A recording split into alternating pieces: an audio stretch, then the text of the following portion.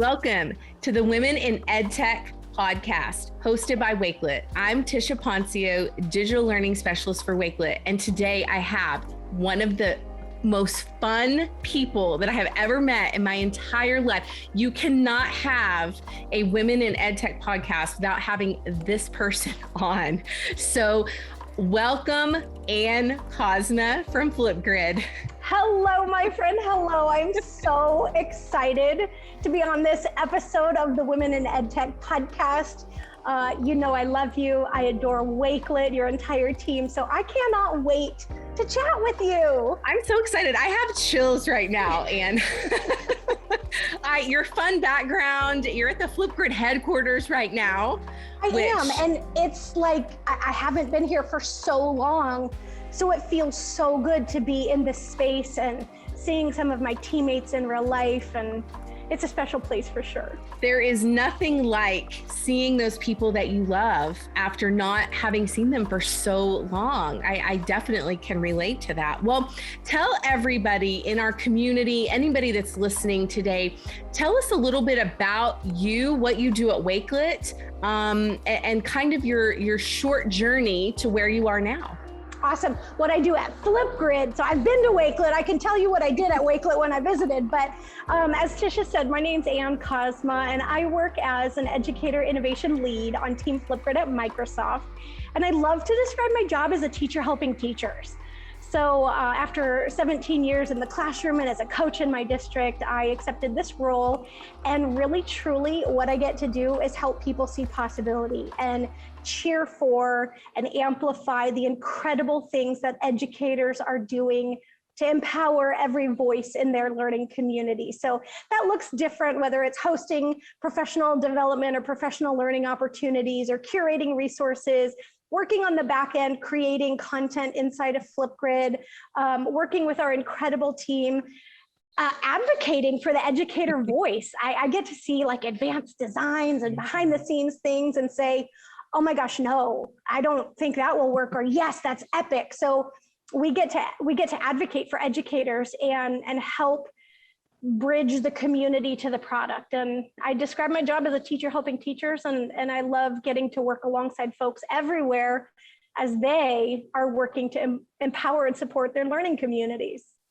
That's so great, Ann.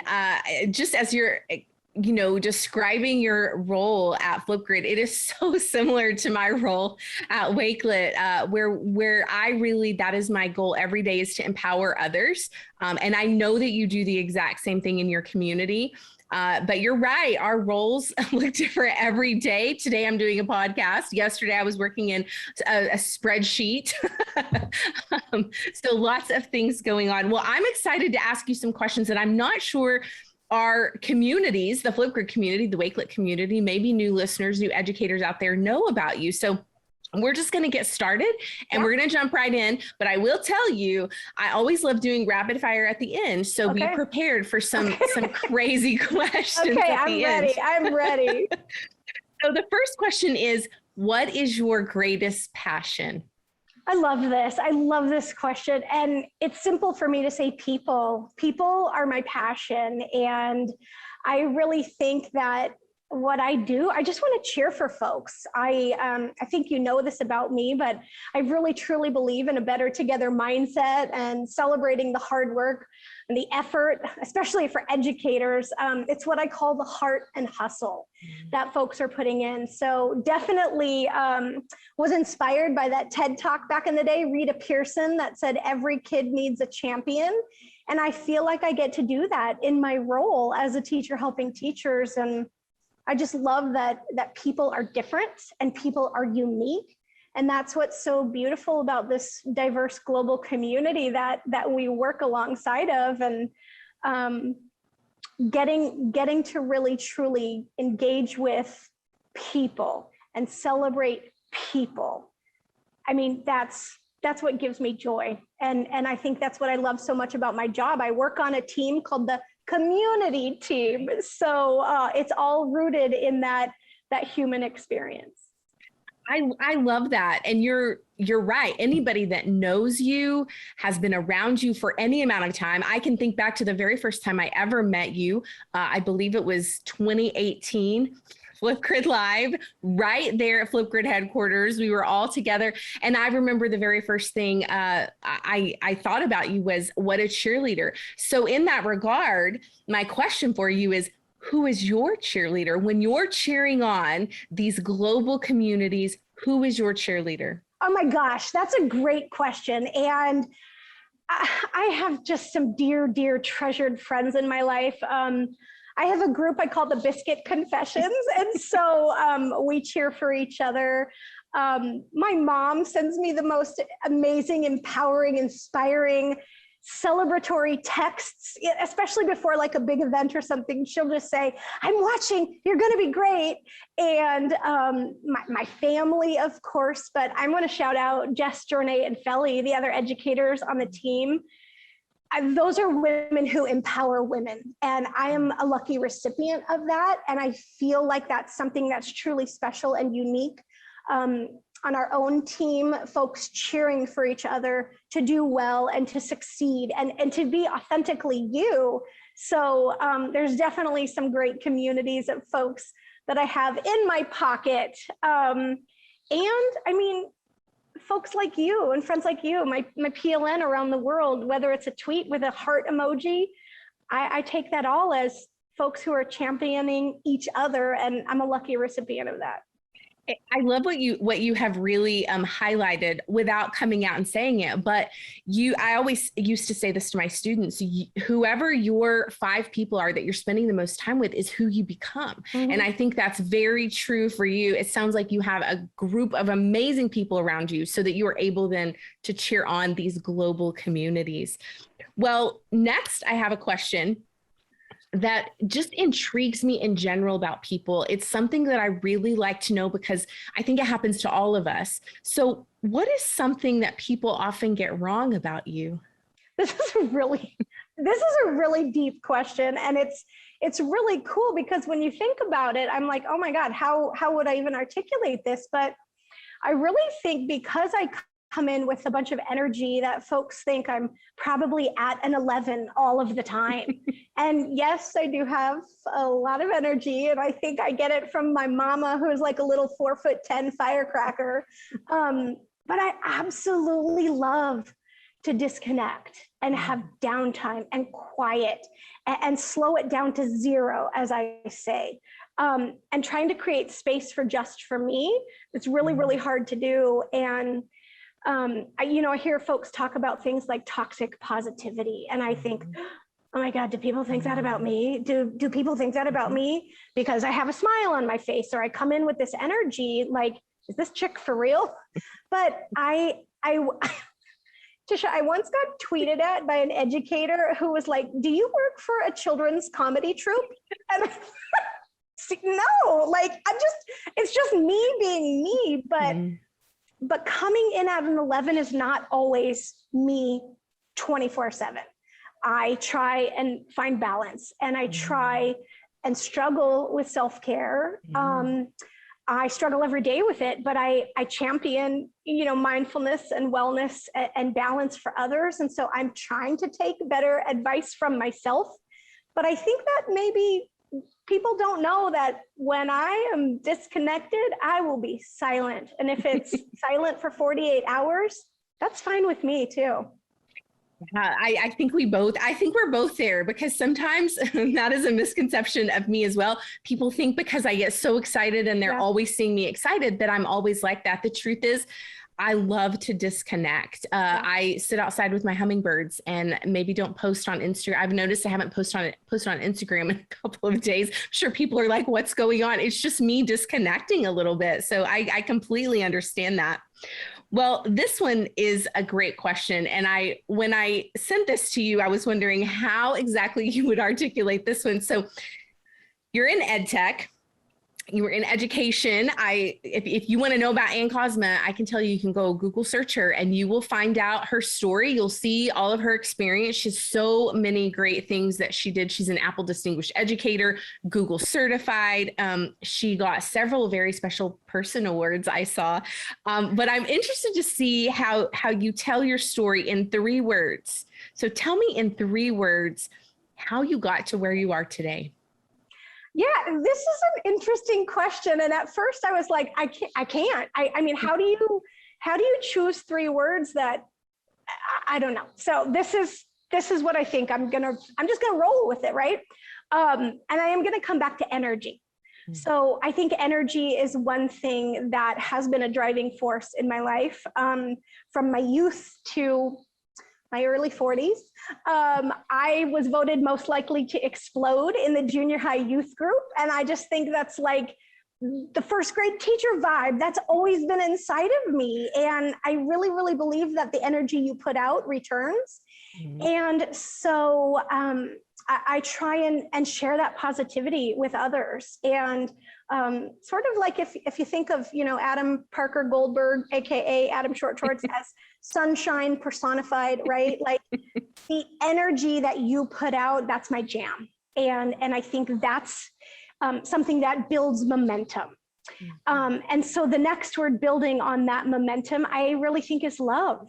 And I love being a teacher, helping teachers. I put my heart into what I do, and I am not afraid to be authentically me, the laughter and the tears, because it's real, and my heart and my brain power combined, I think that has been a driving force as well. And that's like love as an educator in the classroom. I loved helping my young scholars build their brain power.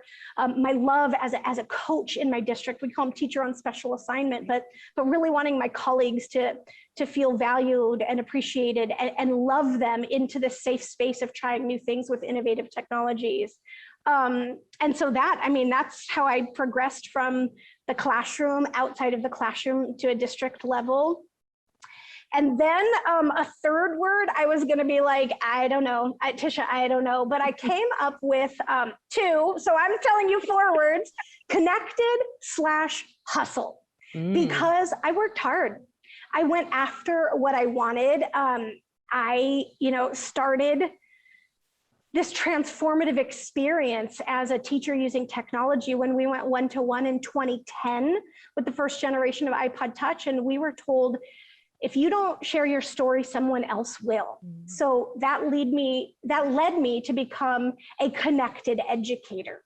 And whether that was on social media, or I spent 4 years on Voxer in the TOSA chat community, saying yes to opportunities like presenting, and I took risks. I presented to, submitted to present like an ISTE Ignite talk, said yes to keynote an event in Mexico, just saying yes and being courageous. But that's the hustle, right? You put in your time, but it was rooted in the love and passion that I have for what I do, and the energy that I think is just inherently me. I'm blown away by that answer. You did incredible. I am so glad our listeners are going to hear your story, Ann, because it is inspiring. I know that you inspire me, you inspire educators all over. And I know there are people out there who are just happenstancing upon this podcast, and you are going to inspire them as well. Well, let's switch it up a little bit. And You tell me, what kind of student were you in school? I can probably guess, but maybe not. And has that changed at all now as an adult? Okay, I want to hear what you think. How do you think I was in school? Well, I would say if I was your teacher in elementary school, I would assume, just because I know you now, that you were talking to your friends all the time and you were answering the questions out loud before the teacher could even finish asking the question. I still see you as a connector though, right? None of those things in my mind are bad things. I know when you and I were growing up though, the teachers would tell us to sit down and be quiet, stay in your seat. But look at where we are now for not doing that. So am I right on the money? Yeah, in some capacity, you're totally right. I think I would describe myself as an enthusiastic learner, and definitely would describe myself as, even now, a front row friend. I loved to sit and engage, because to me, it's a shared experience. And that's how I connect, and that's how I emote, and that's how I learn. I loved school. I had a really great elementary experience in Katy, Texas. I loved my teachers. I moved to California when I was in the middle of 5th grade. I loved school there. I remember like wanting all of the hands-on creative opportunities. Mrs. Kirby, my 5th grade teacher, always sang in class. I loved singing in class. And funnily enough, as a 1st grade teacher, I sang all the time in my classroom. But I definitely still think now I am that same way. I'm a front row friend, because I feel like, oh, if I'm like into this and I want to go learn, I'm choosing to be there. I'm going to sit in the front row and I'm going to track with you. And I'm going to be that person that you can feed off of, whether it's a presentation, a session, something. Yes, I raise my hand to answer questions, and yes, I'll blurt answers out. But I'm also not afraid to take a risk in my learning. And I think that was something instilled in me by my parents. It's okay, feel safe to take risks. And I had educators that nurtured that. And so, yeah, I definitely was also the person who was super involved in school. I was ASB president when I was in 8th grade.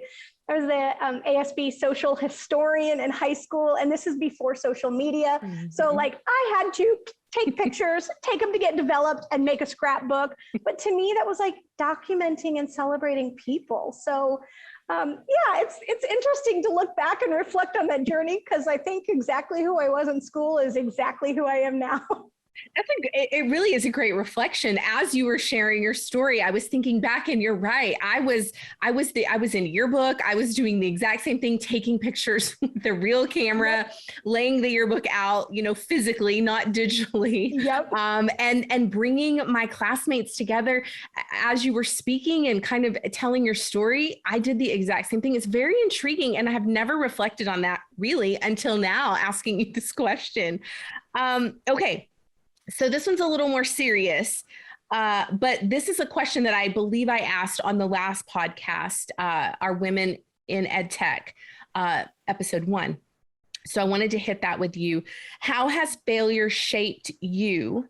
And what advice do you have for any listeners who are feeling like they are failing right now? Yeah, this is a great question. And I'm so glad that there is a space and dialogue around this, because I think a lot of people are functioning with their plates overflowing and struggling to keep all of the things juggled and moving and the plate spinning.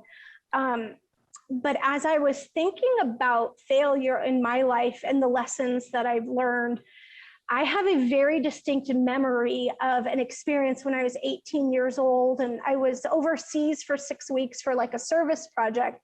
And in preparation of spending time overseas, one of the phrases that was said to us is, different is different, not better or worse. And so whether that was like a barrier or a block, whether it's culture or language, that's something that stuck with me. And I took it and have used that mindset to approach, I guess like a growth mindset in what I try and do. But really, truly beyond that, when I think about failure and realizing that maybe failure is a different way of approaching well, I don't know how to articulate this. I was going to say, if failure is a different way of approaching something, really it's just a different way to get somewhere, right? Because you take a lesson and you learn from it. And lately I have been saying to people, and so this is my encouragement to folks, if you make a decision, it sets in motion the next thing. And sometimes you don't know what lies ahead of you until you take that step. So step forward, because that's progress, and then adjust and pivot if needed. I've learned that in my life. Another significant lesson I learned when I was 18 years old was this phrase, after the rain comes the rainbow. And I have been saying that phrase for 25 years now, right? Mm-hmm. Because it's something that I try and do every day and look for positive or look for a highlight, even if it's a small win or a small victory. And that's something we do on our community team at Flipgrid. When we start our weekly warm-ups and our weekly wrap-ups, we actually start the meetings Mondays and Thursdays we share our rainbows. Mm-hmm. And to me, that is a way to say, hey, I'm not going to be successful in all the things. I'm going to try my best, and I'm going to believe in myself, and I'm just going to try. And that's a positive, and that's a win. And even if it doesn't go the way you want it to, if everything falls apart, pause, ground yourself, pivot and shift as needed, and take a new step.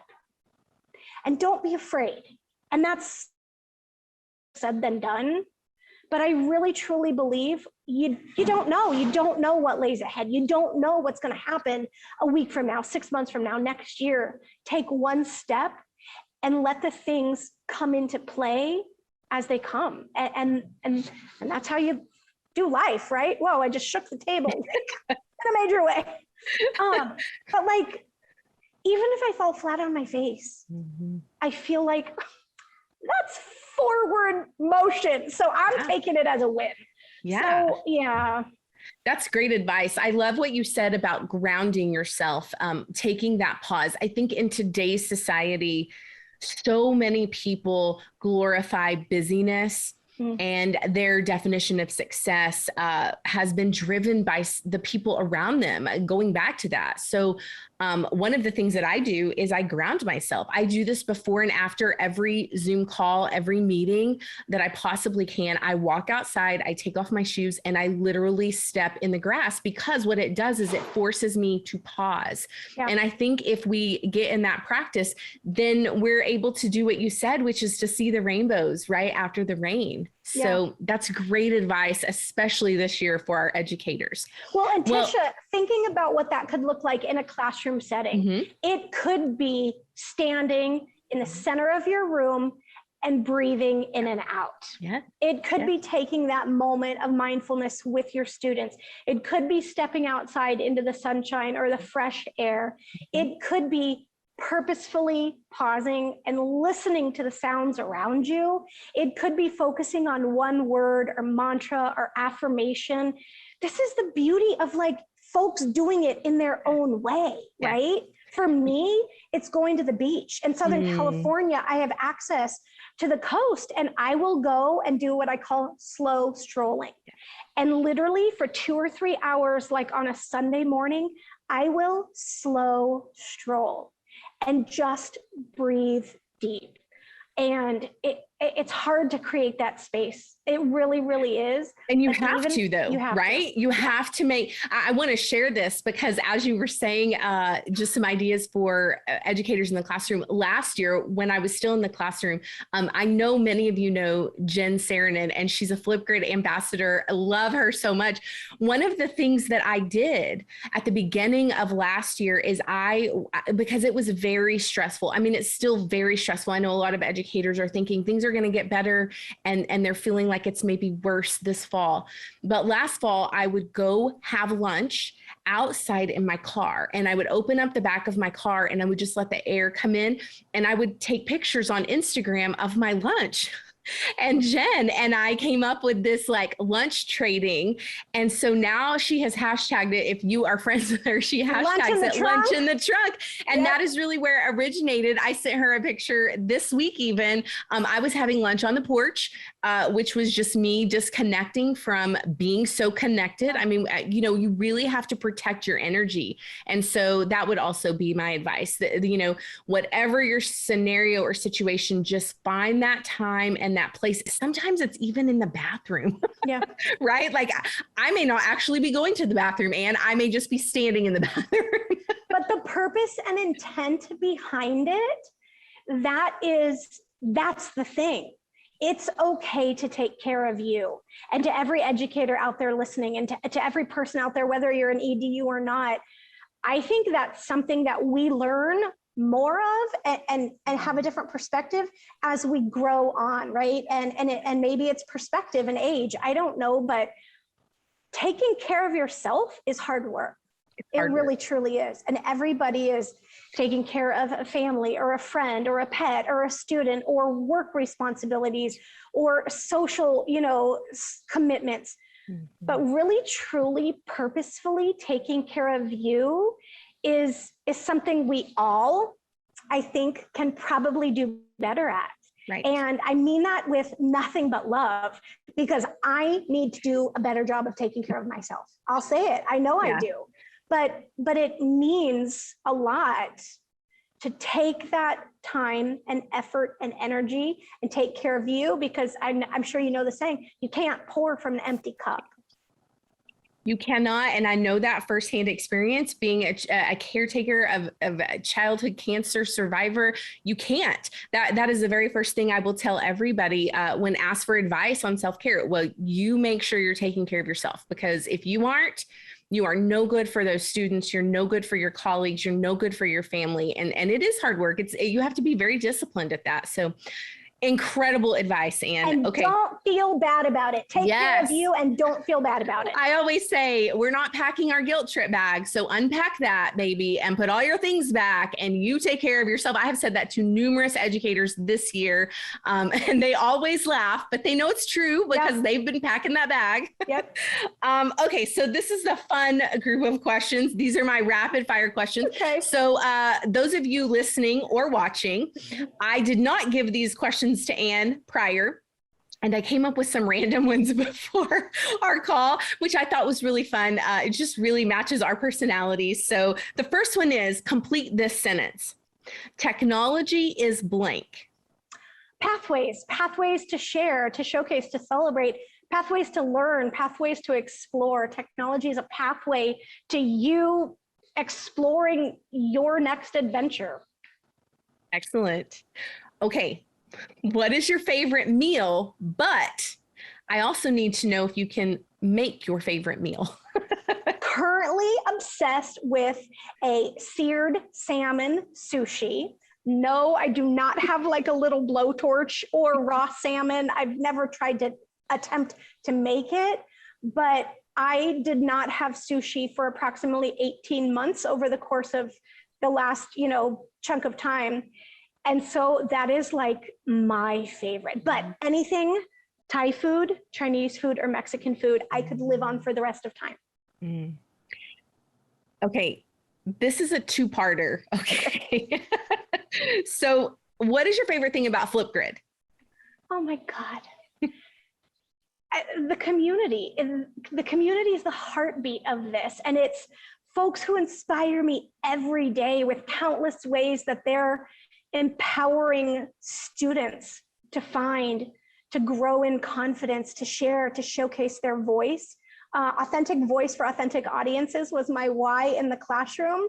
And I have a front row seat, folks sharing incredible examples of how they use Flipgrid to empower their students, sharing their voice. And I cry happy tears every day when I see this, but it's the people. The people make Flipgrid. Okay, what is your favorite thing about Wakelet?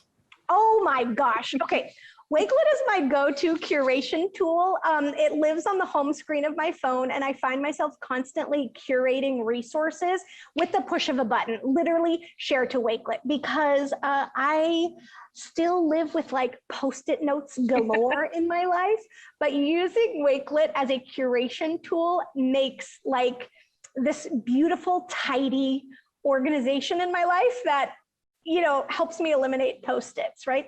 And the other thing about Wakelet is the people too. Your team is phenomenal. I have nothing but love for you. And I love that there is this gorgeous overlap of the Flipgrid and the Wakelet community. Mm-hmm. Your ambassadors, our ambassadors, literally it's this beautiful family of educators who are empowering, encouraging, celebrating, and sharing love. So Yeah, I mean, hi, people. I'm coming back to people. That's it. It's people. It is. People. It's about the people. But I will say, and I say this to everybody, Wakelet was the clown car for me. And I would like pack in the Flipgrid integration and the YouTube and now the Adobe Spark. I'm telling you, it is real, but it is the people. It always comes back to the people. So the next question, this is a fun one. I'm so excited to know this. What was your favorite childhood toy? Oh my gosh. Okay. Well, these things are coming flooding into my mind. And I'm like, do you remember a speak and spell? Yes. Oh yeah, a speak and spell. I spent a lot of time playing electronic Battleship. And then I remembered a pogo ball. Do you remember pogo balls? But I hear I'm gonna land at this. The original Nintendo NES Super Mario 8-bit edition. I'll never forget the first time I won level 8. It was my first epic win memory. And I literally, that was the first time in my life I did what I call a victory lap. And I remember running around the room with my hands in like the air, but it's still something it's carried over in my life. I still do victory laps. I would run around my classroom high-fiving my students. So Super Mario, Nintendo, NES, 5th grade, approximately 1989. Yeah, I'm right there with you. Well, so that just brings me to another quick fire question that was not planned, but what's the last toy you bought yourself? Oh.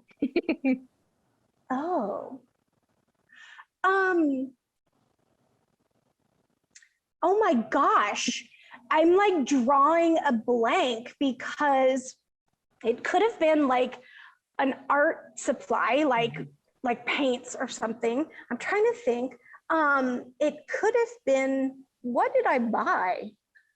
I don't know. I should look at my Amazon history. This is my tip. And for all of those, I'm going to tell you, I was at the store with my own kids and I bought myself a toy. I don't know the name of these toys, but I found them on TikTok. They're called mini brands. I don't know if you can see that, but that is it's a mini Philadelphia cream cheese. Oh my gosh. Oh, I've seen those. They're like teeny tiny miniature. And a mini Dum Dum bag. And what else do I have? Oh, you said Mexican, a holy guacamole. Oh my gosh. Okay, I am looking at my Amazon purchase orders right now, and literally the entire scroll is books. Oh, yes. Books can be looked at as toys, as learning tools, as anything. There's some random things in there, like a hologram foil curtain backdrops. Here it is. The toy, a wooden puzzle. And that was delivered in May, so maybe that's why I should buy some more toys, because May is a long time. Wooden puzzles. Oh yeah. So that is my recommendation for you, Ann, today, is to go buy yourself a toy. I also bought something that I found at Walmart.